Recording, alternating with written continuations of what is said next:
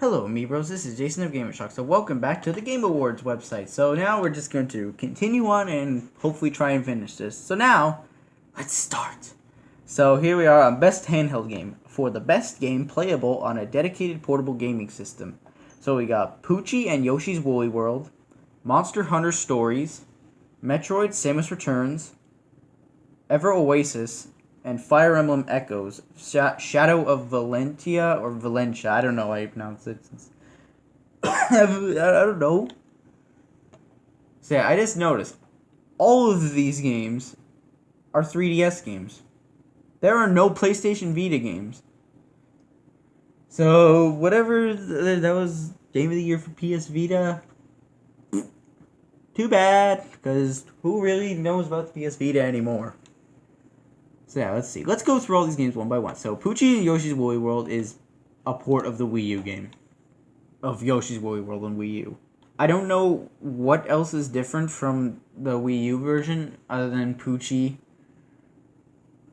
But I think it's just Yoshi's Woolly World on the go. And then Monster Hunter Stories, I think is... I don't know, is it like a more story-driven Monster Hunter? And then Metroid Samus Returns. Now, people say that this is a return to form for Metroid. Even though there were only two mediocre / bad games, or polarizing games. And then this game had to come out and save the day. And now we're getting Metroid Prime 4. Thanks. Was it Mercury Steam? According to the fans, you saved Metroid. And then Ever Oasis. Now this game looks interesting because you got, well, it's probably your character. You got a character with a fish for a helmet. You got a lizard person, and you got a cyclops, and you got what looks to be a mermaid spirit of water, no, of the Oasis. No. And then Fire Emblem Echoes. You got a knight and a princess? I don't know. I haven't even played Fire Emblem. Let's see. I think for me, I'm going to go with Ever Oasis since it's something new, because it looks interesting. It genuinely interests me. I wonder what it's like. Maybe it's like Miitopia, which is also in the 3DS. But just instead of using your Miis, you get to control what looks like to be a character from Egypt. Maybe like a kid's version of Assassin's Creed Origins. So yeah, there we go. Ever Oasis. Alright, next is... what is this? Best mobile game. For the best game playable on a dedicated mobile device. So we got Fire Emblem Heroes, Super Mario Run, Old Man's Journey, Monument Valley 2, and Hidden Folks. Honestly, I don't even know what these games are, but Monument Valley 2 actually looks pretty interesting. Looks kind of like an artsy game. Probably not like Shadow of the Colossus or Okami, but something different. Maybe not like Ico or Eco, however you pronounce it. Old Man's Journey, probably another artsy game where a guy in a sailboat and meets up with a guy in a whale. Fire Emblem Heroes is Fire Emblem on the go. I think it's a grid-based combat system with this game. I could be entirely wrong since and then Super Mario Run. Come on, Mario on the go. Mario on your iPhone or your Samsung phone. Why not? I'm gonna go with Super Mario Run because I think Super Mario Run just got an update.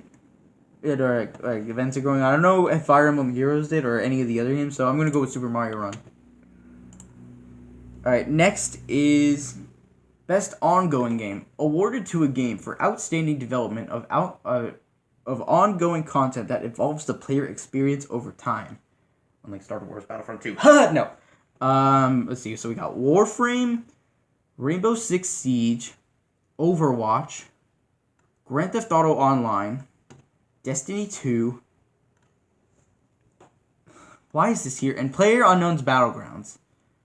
Again, Game Awards. I feel like I'm with a lot of people on this. I don't think PlayerUnknown's Battlegrounds shouldn't be in the nominations because it's not a finished game. Even though it's a popular game, who cares? Is it a good game? I don't know. It probably isn't because it's not gameplay. It just looks like an early access build of Overwatch before it got all the cartoony arts, before it got all the artists to make it look more cartoony. Because you just got a random businessman with a welding mask and a shotgun. And then Destiny 2, space battles. No, actually, seriously, Destiny 2 actually looks pretty cool because look at you. Probably could battle in space. And in Grand Theft Auto Online, this game is still obviously still getting stuff, but how much longer for this game? Because this game has been out since 2013, and Red Dead Redemption 2 is coming next year. At least we think it's coming next year. It probably won't. I feel like Red Dead Redemption 2 might get delayed again to Q3/Q4 2018. But who knows? I could be wrong. And Warframe, probably not, because this looks like League of Legends. And I don't want to get into League of Legends. See, and Rainbow Six Siege, probably not, since not the best at tactics. Overwatch, fandom, well, competitive players are just no. Just get away. You're just gonna get involved with competitive players, or just people screaming in front of their mics, just saying you're trash. So no, I'm not going with Overwatch. But let's see, Grand Theft Auto Online or Destiny 2. Sorry, PlayerUnknown's Battlegrounds, but if you were finished, then I would consider. So I'm gonna go. Let's see. I think I'm gonna go with Destiny 2 because of what looks according to the picture, it looks like space battles, and I want to be a part of a space battle. So yeah, I'm going with Destiny 2. Alright, next is Games for Impact. For a thought-provoking game with a profound pro-social meaning or message. So we got Please Knock on My Door, Night in the Woods, Life is Strange Before the Storm, Bury Me, My Love, What Remains of Edith Finch, and Hellblade: Senua's Sacrifice. Games for Impact. I was like, which of these pictures would sell me on a game that has a thought-provoking story? Let's see. Please Knock on My Door. No, it's just a tree. Maybe this tree is supposed to be symbolic of nature. Or Night in the Woods. You got a cat. You got a bear. And it looks like a lemon with an eye. And then Life is Strange Before the Storm. Maybe it deals with angsty teenagers. And Bury Me, My Love. Kids going through a lake. And What Remains of Edith Finch? A swing. Maybe this swing is symbolic of the kid that once inhabited that swing, and now it's all alone. Edith Finch. It's called What Remains of Edith Finch. The remains of Edith Finch is probably on this swing. And Hellblade: Senua's Sacrifice. The sacrifice was the fire. Obviously. It's symbolic. Actually, symbolic of what? So which of these would I go with? I think I'm going to go with Night in the Woods. I just clicked the random game. People are just going to attack me for all the other options. So I don't care.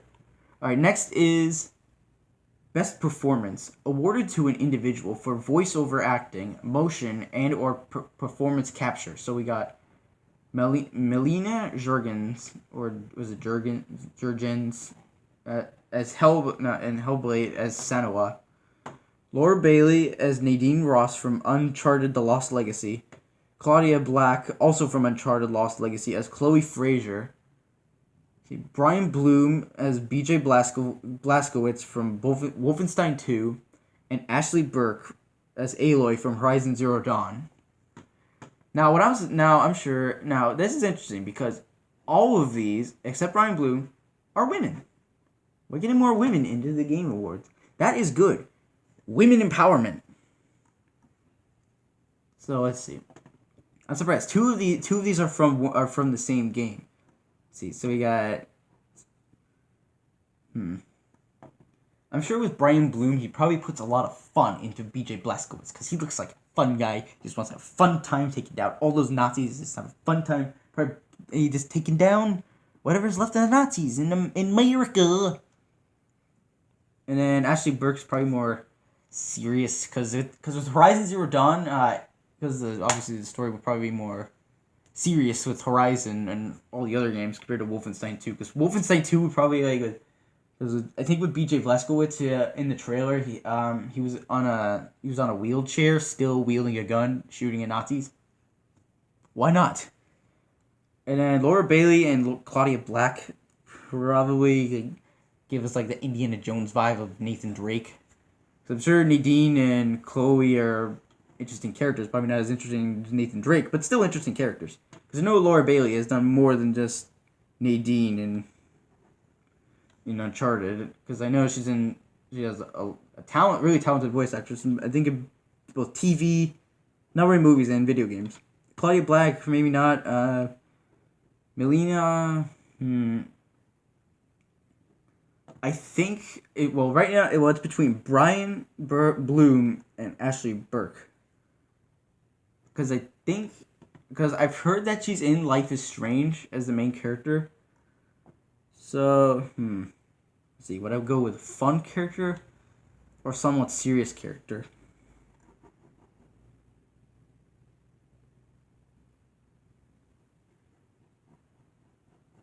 Actually, let me just do this. Eeny, meeny, miny, moe, just take a positive. If you always let it go, my mom says to pick that very best one, and that is by OU.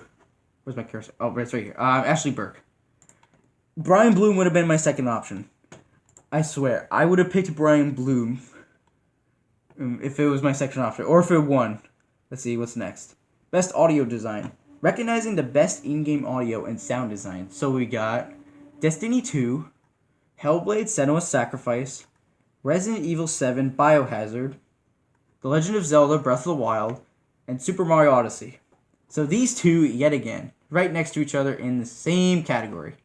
So let's see. Destiny 2.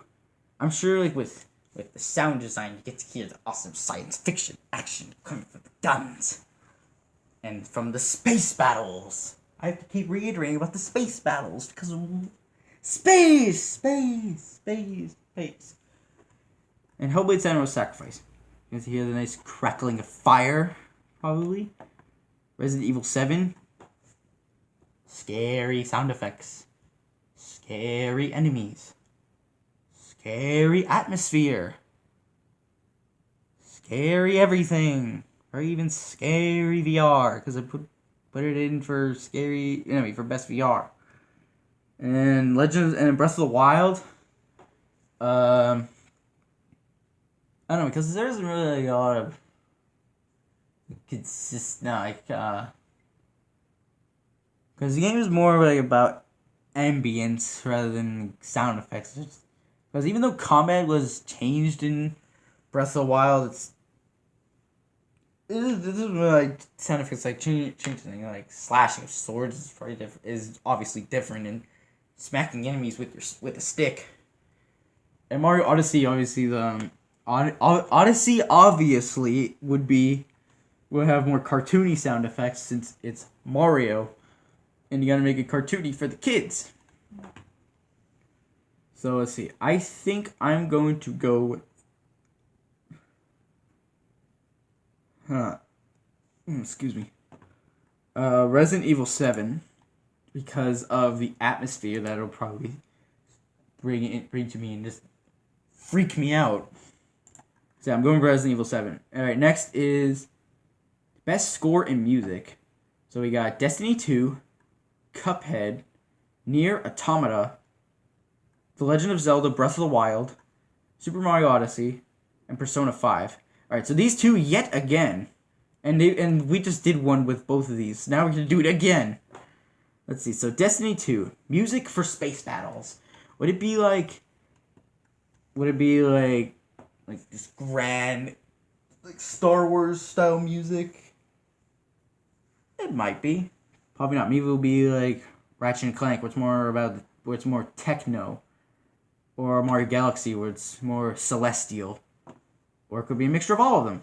Who knows? And Cuphead is jazz. Basically, the soundtrack is pretty much nothing but jazz. Because, you gotta have that 30s atmosphere in a classic cartoon. And then Nier Automata is probably some rockin' tunes. Rock, like heavy metal rock. Probably with some techno or some synth. Maybe not dubstep, but synth. In Legend of Zelda, Breath of the Wild, what music? There practically is no music in Breath of the Wild. It doesn't need music. It's ambience. It's letting nature. It's just letting nature make the sounds for the game, and just minimalist plays of the piano. And then Mario Odyssey. This game is definitely more focused on music because every theme in the game is pretty much just matches well with the Mario, with the situation Mario's in, or the kingdom that he's in. Like, play the game for yourself and you'll know exactly what I mean. Persona 5 is probably like more oriental because it's Japanese and you need to have it for the Japanese. And plus you gotta have that mask. That's important. So, let's see. I think I'm gonna go with Super Mario Odyssey because it's not because it's Mario. It's because I think this game probably would have the biggest focus on music. So, because Mario is a big franchise, and you have to keep that momentum going of giving the high stakes for the music. So I'm gonna go with Mario Odyssey. All right, next is what's this? Best art direction. Oh, well, this is gonna be easy. So, for outstanding creative and or technical achievement in artistic design and animation. So we got Destiny 2, Cuphead, The Legend of Zelda: Breath of the Wild, Persona 5, and Horizon Zero Dawn. I think this might be the easiest one out of all of them that I've done. So let's see. Let's just go through all of them really quickly and just go through it, and then show you the obvious winner. Destiny 2, space battles. I have to keep reiterating about the space battles. I mean, look at this picture. Starships going through the sky. These soldiers probably getting ready to go into space. And yeah, look at all the destruction and chaos going on down there. But probably the realistic art style probably wouldn't appeal to people, so... Cuphead. Classic cartoon. Yeah. See, Breath of the Wild. Let's see, so the art direction for this game is that it's Wind Waker's cell shading and Skyward Sword's big color palette of just being colorful, but without being watercolor this time. And then, let's see, Persona 5, probably also cell shaded because look at this picture. Mask just fits with cell shading. The hair fits with the cell shading, and or maybe it's just the lighting of this because this is anime. And Horizon, realism with big robots for realism. So, no dip, it's Cuphead. I mean, come on. This game nailed its art style from being a 1930s cartoon, as being like a classic Mickey Mouse cartoon, or probably maybe Betty Boop or any of the other ones. So yeah, Cuphead, obvious choice. Alright, next is Best Narrative. For outstanding... Also, I just noticed, this one didn't have Mario Odyssey in it, which I'm surprised. Only Breath of the Wild. Let's see. Well, Mario Odyssey was by itself with Best Family Game. Alright, next is Best Narrative. For outstanding storytelling and narrative development in a game. So we've got What Remains of Edith Finch, Nier Automata, Hellblade: Senua's Sacrifice, Wolfenstein 2, and Horizon Zero Dawn. Now let's see. What Remains of Edith Finch. Why can't I say that name? Edith Finch is probably about the artsiness, or it's probably character study because this is the name. What Remains of Edith Finch. Sounds like a character study type of game. And the Nier Automata, from what I know about the story, is that basically androids, I think, or robots, basically just put humans on the moon in the year, I think 11,250, I think. I know, that's pretty far into the future. And basically, these two androids are trying to get the humans back on Earth. And then Hellblade Senua's Sacrifice, probably another artsy-fartsy type of story. Probably another character study. See, and Wolfenstein 2 probably would have just fun with its story, because it's really windy outside. If you couldn't hear. So Wolfenstein 2 would probably have a fun time with this story, because you got BJ Blazkowicz right here, you got a Nazi woman, and then all these Nazis, red representing Nazis, mech Nazis, White House probably filled with Nazis, and then the president is a Nazi. And you probably just have a fun, and then BJ Blazkowicz would probably have a fun time just blasting all of them in the face with probably a shotgun. And Horizon Zero Dawn is more laid back than Wolfenstein 2, because Horizon is more about women empowerment, which is a good thing, because women's rights. Yeah, it's more laid back with story, because story isn't really the main focus of Horizon Zero Dawn. I mean, it's big, but it's not the biggest of the game, because it's more about taking down those robots. And the story is basically, Aloy just trying to, I guess, be a part of society. I haven't gone far in the game, so I wouldn't know. But I think I'm going to go with Horizon Zero Dawn, since it would probably be more accessible to people, and women empowerment, or I don't know. Let's see. Next is Best Game Direction, awarded to a game studio for outstanding creative vision and innovation in game direction and design. So we've got Wolfenstein 2, yet again, Resident Evil 7, Biohazard, The Legend of Zelda Breath of the Wild. Let's see, what is next? Super Mario Odyssey? Oh, yep, Super Mario Odyssey. So Super Mario Odyssey and Horizon Zero Dawn. So these two are added again for a third time. Let's see. So which one? Let's see. Wolfenstein 2. I'm not sure what it... excuse me, frog in my throat. How much it changed from Wolfenstein The New Order or Wolfenstein The Old Blood. So I can't really comment on that one. Resident Evil 7, I guess with this game, let me just try and summarize it. Camera, if the camera can stop shaking. So basically, I guess Capcom realized that no one likes Umbrella Corps. It's Umbrella Corps, not Core. And that people don't like Resident Evil 6, and that they listen to feedback of them saying, stop making action-based Resident Evil. We want the horror of Resident Evil. And I guess Capcom listened to that feedback, and we got Resident Evil 7 Biohazard, which basically just went back to the roots of Resident Evil and gave us a terrifying experience in a mansion in Louisiana. And Breath of the Wild pretty much just threw the Zelda tradition right out the window. Probably went right out the window of a 10-story building, and it went crashing down to the ground, and we got something new. And with Mario Odyssey, it kind of went more safer than Breath of the Wild, because Breath of the Wild is just drastic. Well, Mario Odyssey just went back to a simpler time with this, because people have been saying it's Mario 64 over and over and over again. But with this game, it used the 64 formula of just going to get a star, but unlike 64, you continue with the level after you get at the moon that you want. And there's tens, maybe hundreds of tens of hundreds of moons throughout the game, because I still haven't finished the game yet. And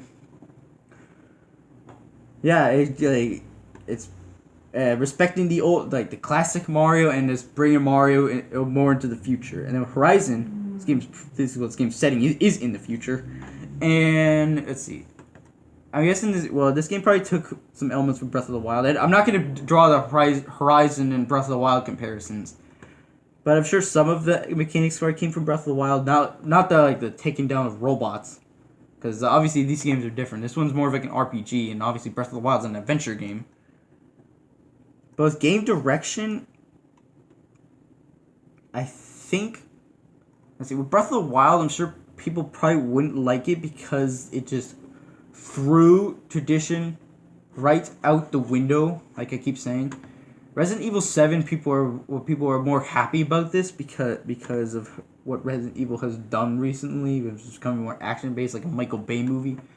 In Mario Odyssey, it went safe, and it's good that it went safe because you never know. Nintendo could make another 3D Mario game for the Switch, and then Horizon.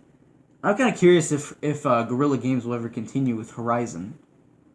Because there could be more story to tell with Aloy, or maybe the expansion for Horizon, which I might get. So I think I'm going to go with Resident Evil 7 because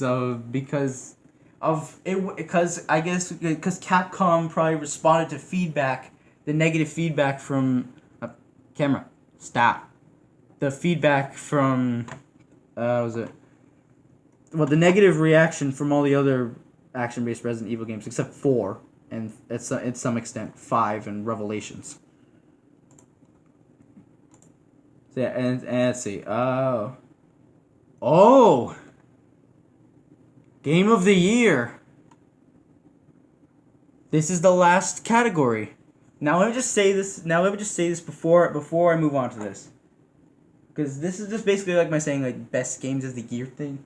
Like, I think that 2017 is the greatest year of video games that we've ever gotten. 1998 doesn't even compare to 2017. Like, week after week after week after week, we've got games that are on here. Like, just start with January. We got Resident Evil 7. February, we got Horizon Zero Dawn. In March, we got the Switch with Breath of the Wild. April, we got Mario Kart 8 Deluxe, and we got Persona 5. In May, we got Prey. In June, in May, we also got Injustice 2.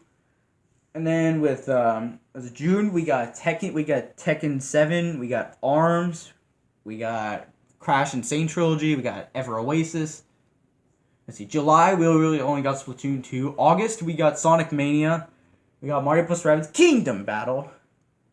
In September, we got Metroid Samus Returns.